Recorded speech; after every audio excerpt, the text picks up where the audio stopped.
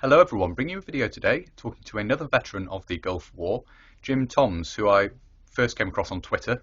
He's posted some excellent photographs from his service out in the Gulf, and I got in touch with him and asked if he'd be willing to chat to me about his service and pass on his recollections, his memories of his time out there 30 years ago. So Jim very kindly agreed to do this, so we'll get into the main part of the video now and hear what Jim had to say about his service out in the Gulf. This is Jim, who was Jim Toms, who was in the Royal Signals. If I follow from all your posts you've put on Twitter, I'll link through to your Twitter if that's all right. That's Jim. fine. Yeah. Have a look. You've put some excellent photographs and things up, and obviously you served in the Gulf, and you've very kindly agreed to come on and have a chat about your experiences out there, which is very kind of you. Hopefully it'll be of interest to people. With it being the 30th anniversary, I thought it was appropriate to sort of reach out and see if you'd be willing to have a chat. Yeah. Could you sort of start off with where were you when you found out you were being deployed to the Gulf? Yeah, well, when you first found out you were being deployed out there. I was actually at the end of my time in 14-6. I was on the cusp of being posted out after 3 years there. But it was that one div, who were the parent formation for 7 Armoured Brigade, were detaching their G2 intelligence team so 7 Armoured Brigade's headquarters was being sent out as an enhanced headquarters, as a brigade headquarters plus, and it was going out with a full intelligence suite or a full intelligence team, which included electronic warfare, which was my job. Okay. So the G2 from one div was going, and they asked for the electronic warfare liaison team from 14-6 for one div to go with them, and I was that detachment. Got you. I was the armoured detachment from one div, from 14-6 that would go out with one div. So when the word came through, it was, would you stay on? Yeah. Stay on in the regiment and do your job that you've been doing for the last however long it was at that point, to work with that team. So I said, yes, of course I will. I'd rather go, if I'm going to go on an operation, I'd rather go and do the job I know about rather than go to 36 and go out there with 36 not knowing what I'm doing, because I've never worked on SATCOM kits and strategic HF. Right. So that's how I ended up going. That was probably about mid-September, I think, when we got slated to go. So we had about 4 weeks beat-up training before going out, preparation before going. The NBC training, that sort of thing. Yeah, just lots and lots of prep. Yeah, obviously we were ready, because that was part of life in Germany. But it was just, making sure, lots and lots of more intense training. Yes. Yeah. And how were you deployed? Were you flown out there, or? Yeah, we were flown out. So the wagons deployed early, so they were dispatched without us by sea. Everything went by sea, apart from and I must explain that there's only about, I've got the photograph in here, it's downstairs, I don't think. Quick check. No, there was only about 18 of us went from 14-6 initially. So there was the team at the brigade headquarters, and we were, then there was another bunch of guys that were attached to the US Marines, because 7 Armoured Brigade went out with the Marines. So the idea was we were the brigade asset, and then the intelligence liaison team stuck with the US Marines with their side of things, and we were the comms between the two. Yes. So there's only, like I say, about 18 of us, I think, something like that, went in the October. So there's 2 armoured vehicles and a Bedford box body and a generator. So the Bedford box body was flown out with a generator, and the 2 armoured vehicles were shipped out. So they were armoured personnel carriers, FB436. So the Ptarmigan version of the 432. Yeah. Yes. So armoured vehicle. So they were obviously taken up to, I think everything went out to Hamburg. Yeah. And we then followed on by plane via, so we were taken from we were based in Celle, so we then went from Celle to, I think we went to Salto initially. Was it Salto? Celle, Salto, yeah, and then up to Verdun. So at each place, more and more people gathered. Yes. And then Gotcha. into Verdun to Wandiv. This is all the same day, and then to Hamburg, onto a TriStar, and then out to flown into Al Jubail via RAF Akrotiri, and that was on the 15th of October. And quite the acclimatization, stepping off the plane into yeah. None of this thing nowadays where there's a staged. I believe it's all staged and everything. We were just off the plane. Yeah. And then we were so we were into Al Jubail. We were picked up on yellow school buses. Highly tactical. What was available? Yes. It was whatever was available. Yeah, and it was just like, it was like nothing I've ever seen. There was Huey Cobras everywhere and aircraft. It was like stepping into Apocalypse Now. Yeah. It's not. I can still see it now walking down the steps. And the heat and the sense. It's a complete bombard. Yeah. Overwhelming sense. You just get on these buses, and they shipped us down to the port area on these buses, armed escorts and everything. And we were put into they had these massive sheds, and that's essentially where the brigade was living, in these sheds. That's where they were being set up. So we were just shaking ourselves down there, camp beds, and there's our weapons roll. Right, get your weapons out, get your NBC kit out, so you break out a fresh NBC kit as soon as you get into theatre, and everything was ready to go. And funnily enough, then all of a sudden and we processed in, went through the British admin, and then this US Marine officer came in with one of our officers and said, "Right, I've come to rescue," because this place was horrible. It was awful. It was just separated off by pallets. It was like living like cattle. This US Marine officer came in and said, "Right, you're the guys from 14 SIGs." And we were like, "Yeah." So, "Right, I've come to rescue you." Yeah. And we got onto this American 5-ton, whatever it is, truck, and we were taken out to, I think it was Camp 5, and which is where the US what were the US Marines reconnaissance or something to MERT, something was based, and we were embedded with them, and that's where we lived initially. Well, whilst no vehicles, and basically that's where we acclimatized and did all that kind of stuff. So so we were getting to know the US Marines, they were getting to know us.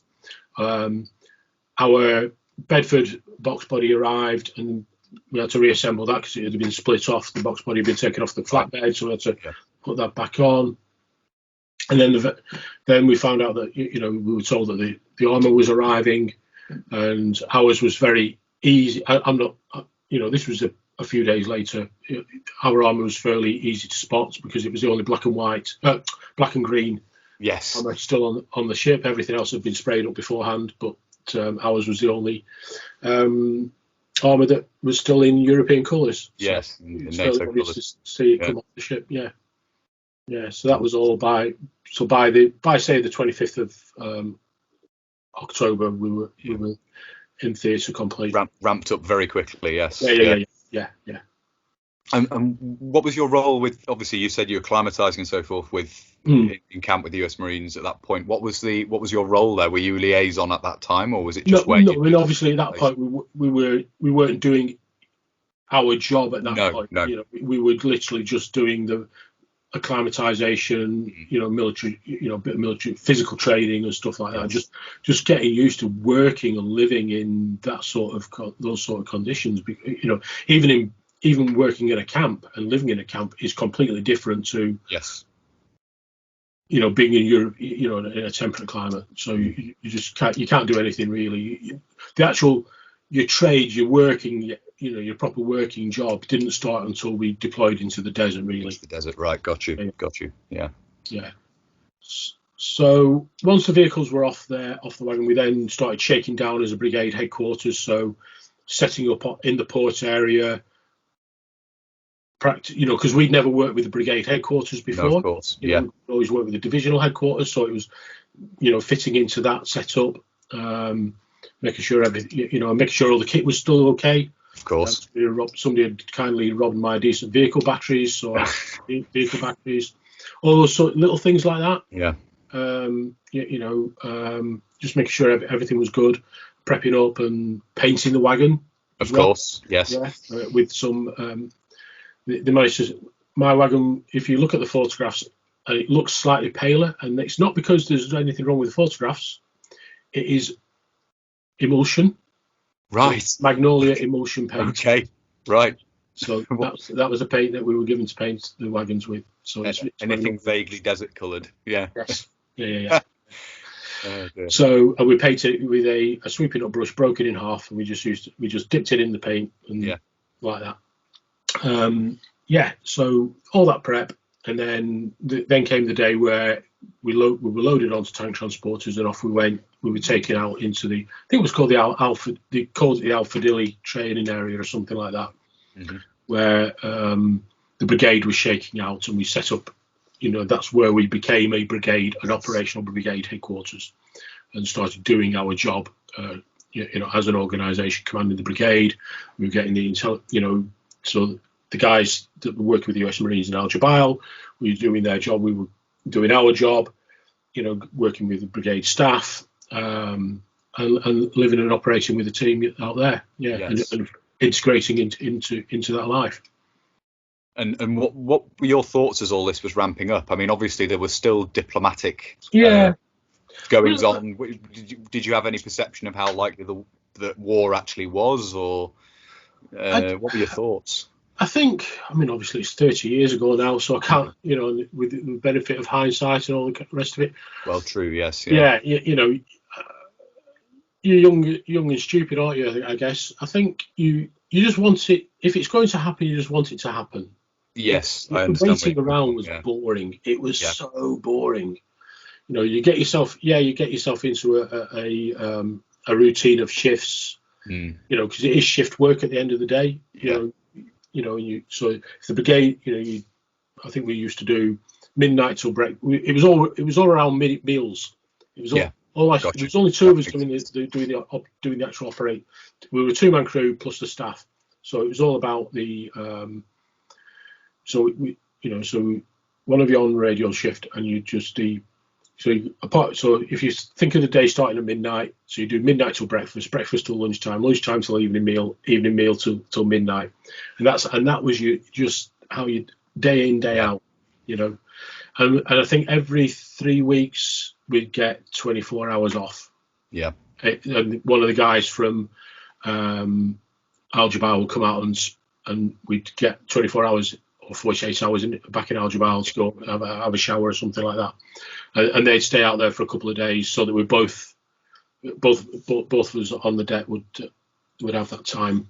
Yes. Out and seeing and officers and warrant officers from the would do the same with our staff. And that's how we did that. Yeah. So in terms of we tried to listen to what was going on in the world and things, but you were just focused on doing your job, really. And hoping. There wasn't time to think about the bigger picture, I guess. Yeah. No. Yeah. But things like, I can remember listening to the World Service when the whole Margaret Thatcher leadership thing was going on. Yes. And and everybody's like, well, how's that going to affect us, or is it going to affect, the situation that we're in? I was going to say that the decision to send troops was one of her last major acts as Prime Minister. So you don't know how that's going to pan out. And then of course, come December, that's when we found out that the British presence was going to be enhanced. Yes. I can remember General de la Billière visiting, General Smith visiting once it became a divisional deployment. I can remember us asking, and we asked General de la Billière. He came in, he sat on the floor of the wagon. He said, "How's it going, guys? Have you got any questions?" And we just said, "When's it going to happen?" He just said, "I can't. It's in the hands of the gods." He knew what, obviously, But yeah, but by Christmas we knew that we were no longer going to be part of the brigade. Okay, Yes. because with the division coming out, there was then no longer a requirement for an enhanced G2 presence with electronic warfare liaison at brigade level. But the division had come out with the other 14-6 liaison team. Got you. So we were tasked with then being attached to the US military. Yes. As part of the 7 Corps effort, so the big punch going out to the east. So sometime between, I can't remember exactly when, because we had R&R in Bahrain, me and my oppo, who were both, they came to, 2 guys came out and said, right, Christmas present, you've got Boxing Day in Bahrain. So we had 24 or 36 hours in Bahrain. And then after that, we were withdrawn from 7 Brigade as a team. And that was sometime between Christmas and New Year. I can't remember exactly. Right, okay, so very late December. Because I didn't keep a diary. You know. No, of course. But sometime between Christmas and New Year, left the brigade, and we went back to Al Jabal to do some turnaround. You know, to have a bit of a shakeout, because we knew then we were going to be operating on our own. So that meant we wouldn't have the big UK logistics chain behind us. So it was then, right, well, we'll need a bit more, you know, let's get some spare of this, spare of that, and be prepared to operate as a lone detachment attached on our own to the US military. And we then became a 2-vehicle detachment. So there was a Land Rover 110 FFI, that went as the advance point with my oppo. Right. And then I waited for a lift to be transported by a tank transporter up the Tapline Road. Yes. Into all that way west. So I was basically the first vehicle, I think, to be taken up country, right, to into the 7 Corps area, to join the US to become a US liaison team. And in fact, 14-6 had 2 liaison teams with the US military. The other one was, I think, was with the 18 Airborne Corps. Right. Okay. I think. I think that's where JJ went anyway. And were you facilitating at that point communication and facilitating liaison? Yeah, with so the role was reversed then. So we were then communicating back. We were sending out, instead of me being a recipient of information and intelligence for a headquarters, I was then the broadcaster of information of intelligence to the division. And that commenced straight away. As soon as I joined the brigade, as soon as I joined 207 Military Intelligence Brigade, that was the job. So we were taking, and the Americans don't do things by halves, you know. They had 3 battalions of military intelligence assets. We had 1 squadron. Yeah, 3 battalions. Yes. One of which was aircraft. So they had the Mohawks, and they would fly racetrack patterns, and they had all sorts of stuff. And so there was a intelligence team embedded with the brigade headquarters. We were attached to brigade headquarters, so we were taking that intelligence, and we were sending all that intelligence, all the take was being sent up to the 1 Div headquarters for onward dissemination.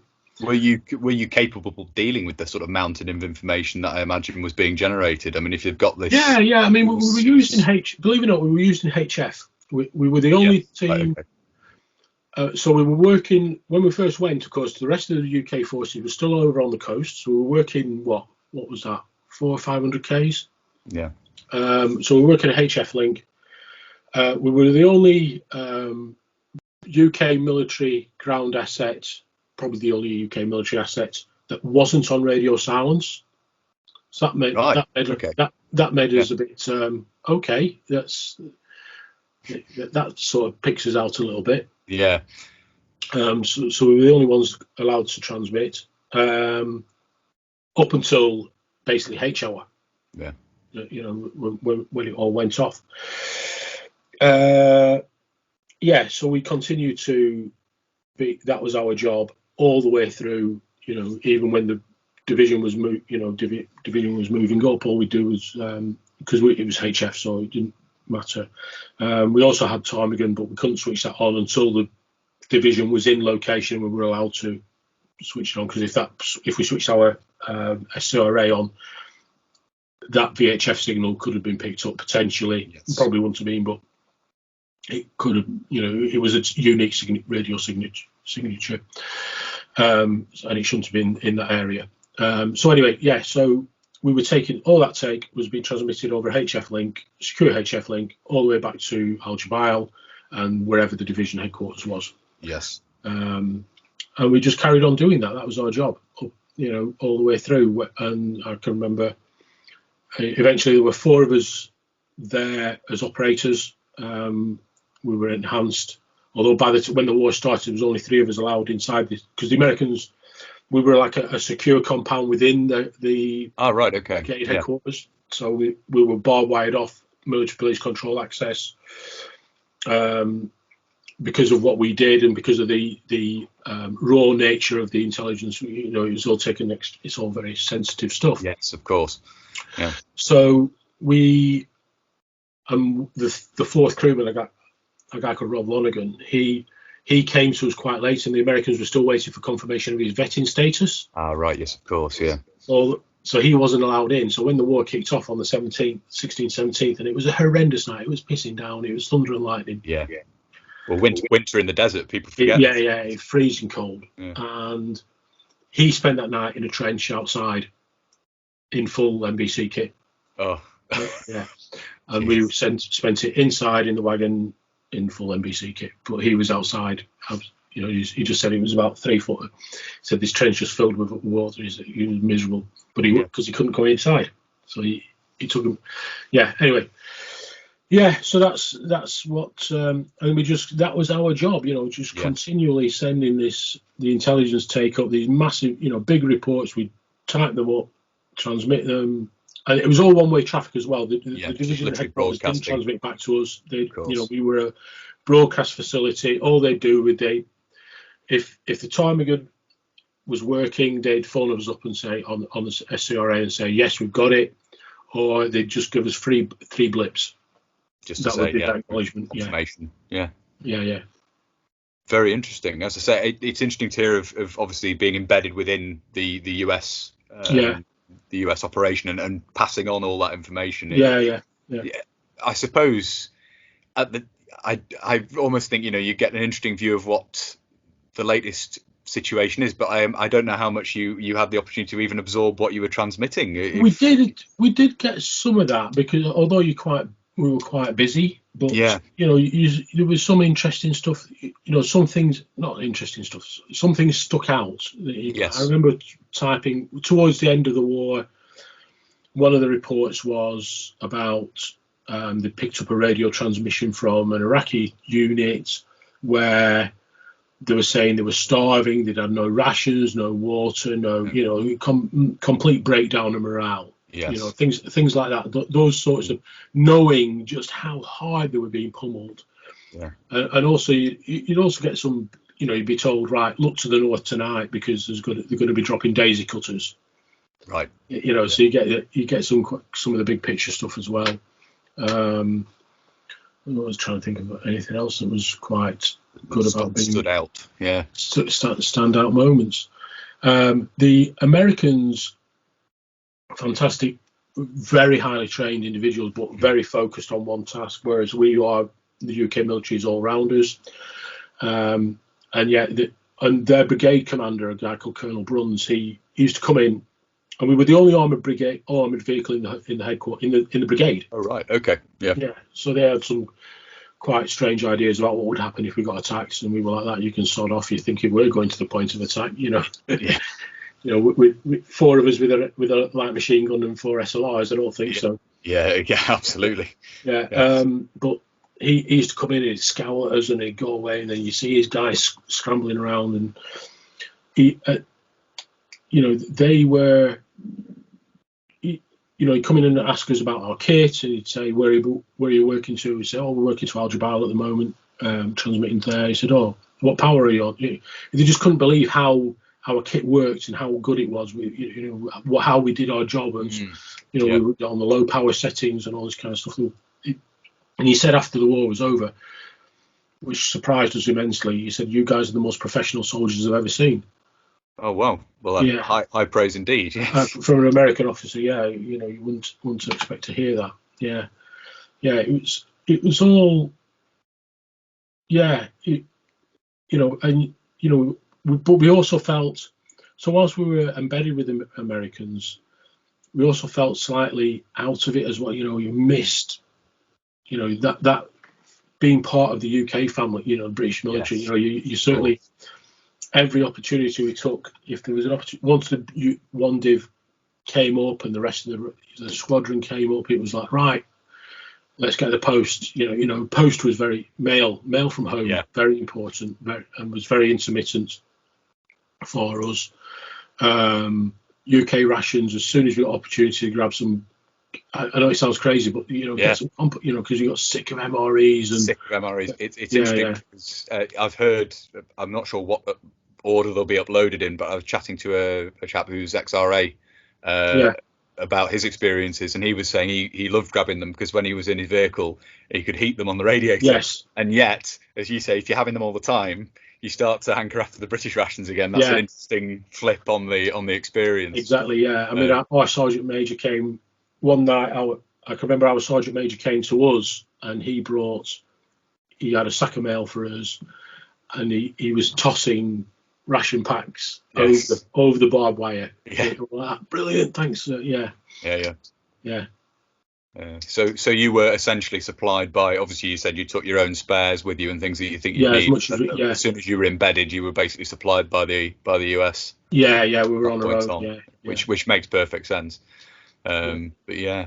So did you move forward at any point then, or did the intelligence? The intelligence, Italian, did they stay? Forward, but we never. We didn't. The idea. The battle plan changed, so we would have gone all the way up, but the Iraqi military collapsed so quickly and so fast. Yeah, it sort of cut. You know, so the plan of right as soon as we get to this phase line, we will send the attack headquarters with the armour forward. That was the plan, and you know, but it never happened because Iraq collapsed. Yeah, and it's interesting hearing your memories of the radio reports detailing that, because it's obviously documentaries and so forth. It's well recorded how badly supplied the sort of the average soldier was, as opposed to the Republican Guard, but the average soldier and the rest of the army. You know how badly equipped and so forth they were. It's interesting hearing a first-hand account of reports coming in of that. It's very interesting. Yeah, so the tech headquarters, the idea was it would have gone forward much further forward than we did, but we didn't actually have to do that because Iraq surrendered and the ceasefire came in place before that was necessary. So we never didn't have to do that. But after the ceasefire, then obviously the plan, the idea was that let's release from the US, you'll rejoin the Brits, and that's when my wagon broke. I was driving to up to rejoin the squadron rear elements, and the drivetrain broke. So I then had to walk back because I'd left. One of the radios had broken, so I had no way of contacting. So I'd taken the broken radio and left it in the Land Rover so that they could carry on doing their job. And then, so I had no way of getting on the net to get to intercept and say, look, I broke down, I'm at such and such location. So then I had to, put my kit on, pick up the rifle and leave on the other guy with the wagon, and off I started walking, and I walked back to where we were, and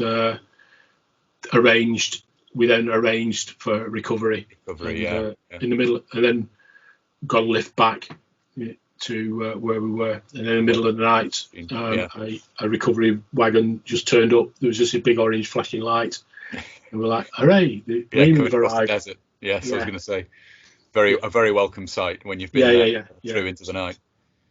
And they took us to a FRT or workshop area, fixed us up, and then I rejoined the squadron, and then we ended up in Kuwait. Right. So you moved forward into Kuwait at that point. Yeah. And then rejoined the squadron in Kuwait. Yeah. And then it was presumably eventually back to Saudi Arabia, and then back to Saudi Arabia. Yeah. So we spent a few days in Kuwait with the rest of the guys, sucking in dirty fumes and battlefield sites, battlefield tours. You know, looking at what it was like in around there, visiting various locations. And then they'd set up an airstrip in Kuwait where it was the Royal New Zealand Air Force Herc that flew us out. Oh, right, okay. Yeah, and so they flew in and they packed us in. We all sat on the floor and they just said, right, guys, hang on as best you can. We're going to fly very low and very fast. And they took us down and dirty all the way back down to... did we go back? I think we flew back to Al Jabal. Yeah. Mm-hmm. Yeah. And then it was a few days in Al Jabal, twiddling the thumbs and wondering what was going to go on. Because then by then it's just right. Let's get us out of here. Get us out of here. Yeah. I'd handed up, dumped the wagon. It's like sign here. There's a crate of ammunition on top. There's my LMG. I'm not interested in that. I've just got my personal rifle. And then we were eventually taken back down to Dhahran by bus, I think it was. Wait around in Dhahran for a few hours, and then British Airways flew us home. Back to Germany. Back to Germany. Well, I was going to say home. Yeah, back to VOR. Yeah. Yes. And then obviously when you got back, then you transferred as you would initially. Eventually. Eventually. Yeah, my posting was then reinstated, so I was, I'd be leave post tour leave. I was back in Germany for about another month or something like that, 6 weeks, and then posted to the UK. Because of course it's interesting that is all that build up, and then the actual, as we've said through this, the collapse of the Iraqi army was so rapid that it was actually a very short, sharp shock. And then it was, did it feel a bit anticlimactic after? It was a bit anticlimactic. Yeah. But obviously we were very glad that So first of all of our guys came home apart from in one piece, apart from one guy who stupidly played with a grenade fuse. Blew his fingers off.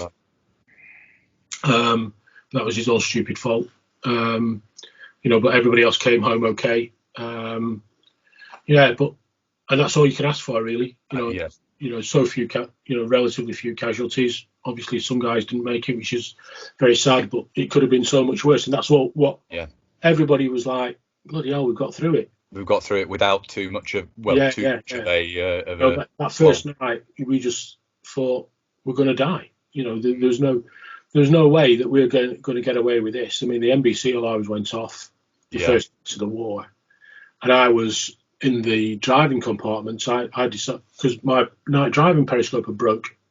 So I was up the front. I realised, actually, if something happens and we do need to move in the dark in an emergency, I can't see through the driving because it's electronic. So I thought, actually, let's put the normal scope in, and at least I'll be able to see something. Drive closed down. So I've gone up front. So I was lying on my back, unscrewing it, and So I've taken the night vision periscope out. So there's just a hole in the armour above me. And then the chemical alarm went off, and my respirator's hanging on the back door. Yeah. And I've never moved so fast in my life. Screaming gas. Yeah. Were you in your full suit? Were you in your full suit at this point? Yeah. So that night, sorry, I'm gobbing around here a little bit. It's not a problem. Don't worry. It's all interesting information. The night of the 16th, 17th, I wasn't on shift when the war started. I was so I'd worked up until midnight, and then so about 1:30 in the morning, I got woke up by one of the other guys, Mick, and he said the NBC state's gone up to state 3. So that was full NBC kit. Put your boots on and gloves. Yeah. So okay, right. And this had happened before. We've gone through these cycles of enhanced NBC. So it didn't, we didn't like go, oh, that's a bit unusual, because we'd gone through it. Yes. A few iterations of this over the entire period. We did. And anyway, About an hour later, he woke us up again, and he went, and I could see his eyes now. They were like saucers. He said, "We're bombing back." He'd been listening to the World Service on transistor radio. He said, "We're bombing Baghdad. It's on the World Service. We're bombing Baghdad." Like that. You what? You haven't? You know, you're joking. Yeah, it's begun. Yeah. No, it's on the radio now. It's on the BBC. So it was like, oh shit, we're at war. Yeah. Hang on a minute, this isn't supposed to happen. So I thought, well, if we're at war, I don't want to be in my sleeping bag. No. The first night, I'm going to get up.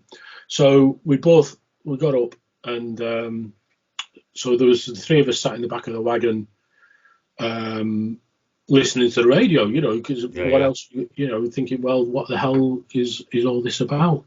And that's what we, so we spent that time listening to the radio, and that's when I had this bright idea about changing the changing the periscope out, and then the gas alarm, then I heard this beep beep beep beep beep, and it was like, that's the gas alarm, and respirators on, gloves on, and then went back up to I'm having to do it with the rubber gloves on, of course, and all the rest of it, which is even worse. So fiddling around, hoping I'm not going to drop one of these threaded. They're not a nut, but the sort of thing. And lying on your back doing that with the gas mask on, and we then sat there all night with, like, thinking, well, we're still alive. Yes, absolutely. We're alive so far. It's not a bad thing. And were you in respirators the majority of the rest all night? Yeah. All night. Yeah. So we stayed there all night, and then waited. Thinking, well, just we battened down, locked up. Yeah. And just waited to see what was going on. And eventually, I don't know what time it was, but it was daylight, and there was a knock on the back door. Like, and in the back of a 4-3, I don't know. Yeah, there's a vision block. Yeah. So we opened the hatch up, opened the vision block, and we had 14-6 had an American exchange officer, and he, because of the situation, he was our commanding. So he was our boss attached to the American army. So because he knew the US. So this Major Smith, and so we're like, oh, it's Major Smith. And he's not got his respirator on. So we're like, open. So we sort of opened the back door up, and he said, "Oh, you're still," and he said, "Oh, you're still in Mach 3, American terminology." Of course, yes, yeah. And he sort of like walked away, and we were like, stupidly we went, "Oh, does that mean we can we take the respirators off there?" We went, "Oh yeah, it was a false alarm, the observer, you just these weird."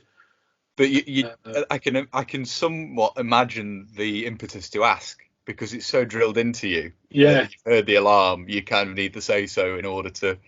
Yeah. Yeah. Oh. And just a question on NBC Kit, because it was such a big concern and everything at the time. Yeah. Did you have the S6 or the S10? Did you have you had the most up to date? Yeah, the most up to date respirator. Yeah. So I'd had the S10 for a few years by then. By that point, yeah. Yeah, I was one of the people. One div, I'd gone to 14-6 from one Armoured div signal regiment, and one div we got the S10 around about just before I went to 14-6, so probably around about the summer of 1987. So I'd had mine quite a few years by then. Yeah. The advantage, of course, but I don't know if you were able to, but obviously the drinking straw and so forth you can stay in it a bit longer than you can be. Well, or drinks more safely. I know there was a drill with the S6, but The S10 drinking drill was definitely much more preferable. Much better, yes, indeed. Yeah. But we were in NBC 3 for so long, for so long, and we were allowed to take our boots off, I think, for half an hour a day or something like that. I reckon I'm just pouring the sweat out. Wet out of them, yeah. Just disgusting. Yeah. But as the war went on, and they realised that he wasn't in a position to swamp us with mass chemical attacks. Yeah. Things got relaxed, and that's why there's quite a few photographs of me with, all the photographs on him. Honestly, Yes. first of all, because it wasn't really practical to take photographs in NBC Kit. You're not going to take a camera out, but it's but there are quite a few photographs. Yeah. It's interesting because it was you can understand the concern given what had been going on previously, but as you say, with hindsight, obviously there wasn't really the potential there for, as you say, a mass attack in quite the way that was worried, and also there was the deterrent nature of it as well as what would the US have done had. Yeah, I mean, I don't know how true it was, but basically the word reached us was that he'd been told, if you use a weapon of mass destruction on the Western Allies, there's only one weapon of mass destruction the Western Allies have got. Yeah. And it's a bucket of instant sunshine. Now, how much that's just declaratory policy and threatening, and whether it would actually have happened, who knows? But it is an interesting one. On the subject, obviously, of your photographs and so forth, obviously very interesting to run through, which is why I said I'll link to your Twitter if that's okay, because there's a selection of photos on there. When you went out there and stuff, obviously the majority of the photos are in your desert kit and everything. Presume were you issued that when you arrived out in Saudi Arabia? No, not initially. Yeah, we got issued it after we arrived. Yes. So basically, we managed to get hold of, I think, one tropical shirt each. The trousers I'd already got, the tropical trousers, and that was it. Yeah. So everything else was temperate. So until we got issued a desert kit, that was all we had. Yeah. So you initially had the green the green DPM tropical stuff, and then got the kit later. DPM tropical stuff. Yeah. Yeah. I mean, we've been issued the system. I managed to get us one shirt each, and then before going out. Yeah. And then somehow over the time prior to that, I'd managed, like every squad, you managed to blag some kit. So I somehow had a set of tropical keks anyway. But yeah, we got issued desert kit before we deployed into the desert out of Al Jubail. Right, got you. Yeah. It's just interesting that the UK wasn't really prepared for a desert war. Well, and apparently what happened was we did have desert kit. Yes. In the 1980s, up until the 1980s, and allegedly, the powers that be concluded that there was not going to be a requirement for the UK to fight in the desert anymore. Yes. So they flogged it to Iraq. Yeah. They certainly the 4-colour desert uniform, the 4-colour desert camouflage they came up with was sold to, I think to various Middle Eastern countries took it on. But so it was the 2-colour was because it gave a huge opportunity for obviously blue on blue. If you're wearing pretty much exactly the same uniform. Yeah, exactly. It's basically exactly as you say, from my understanding as well, is exactly that. They sold off the DPM that had been designed for the desert and therefore had to come up with something else. We thought we were going to get US type chocolate chips. We just thought we were going to be supplied from US stores. Yeah, we thought we were going to get US, because the US has got this huge logistics. So we thought there's no way the UK can scale up to supply all that kit, but they did, incredibly. Yeah. And bizarrely, if you look at some of the photographs, and obviously there's not many photographs taken of my time at, in the wire at 207. Of course, yes. Nature of the job, but of the ones you see, the troops there are all in woodland camouflage. The US military, they didn't start getting issued desert kit until after the war ended. Yeah. Seriously, they didn't get their desert kit until then. It's interesting because that pre-existed as well. The choc chip desert uniform had been around for quite a while. Certainly the print had, but it's interesting. They had to so many. Up. Yeah, absolutely. So many men to equip that they obviously frontline are going to get it first, and very very interesting. It's interesting to hear a completely different experience. Obviously, I've spoken to you previously. The fact you were embedded within the US forces is really interesting. A very different sort of experience of the war. So it's been absolutely fascinating to hear it, Jim. Thank you very much indeed. No, it's a pleasure. Sorry, I hope it's not been too boring. No, not at all. All these little details are very interesting, and the only way you get them is by talking to people who are out there. Mm-hmm. One final thing I'd ask is there any particular sort of memory that sticks in your mind from your time out there? Sort of anything that took I mean, you may have covered it already in what you've already talked about, obviously because we've been running through things, but any experience that's really stuck with you? Apart from the two, and I've covered off in detail the first night of the war. Yes. But also up in Kuwait, it was just like a wall of black. The burning oil wells. The burning oil, yeah. And we were in a berm in somewhere north of Kuwait City, where one div ended up on the other side of the Basra Highway. And I can remember it was about midday, and it was just this. You could see it coming towards you. Yeah. Just solid black wall, and then it just turned day into night. And there is a photograph on my Twitter feed, and I'll tag you in. I'll post it again for you, Simon. Yeah, that'd be great. Thank you. And I'll tag you because it's taken at about midday, and it's of one of the vampire direction finding decks. And seriously, you'd think I'd taken it at night. It's that dark.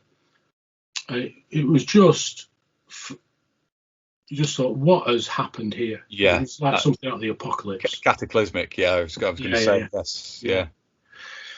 Yeah, I can't. Words aren't enough to describe what it looked like. Just no. Yeah. And that's obviously, I can well imagine that sticking with you because the photographs are sort of. Obviously, they can't convey what it was actually like, but they're striking enough. I mean, the various scenes and the film footage of that it certainly leaves an impression. So seeing it in person, it would have, yeah. I can remember. I can remember walking across the berm, and people started letting off pyro and flares. Oh right, okay. It was just like bugger it, poof. Yeah. Let it all go. Let it all go. Yeah, it's in celebration of the end of the of the war. Yeah. Well, thank you very much indeed, Jim, for going through all that. It really has been fantastic. So there we are. I hope you found that interesting. A big thank you to Jim once again for agreeing to chat to me about his experiences out in the Gulf.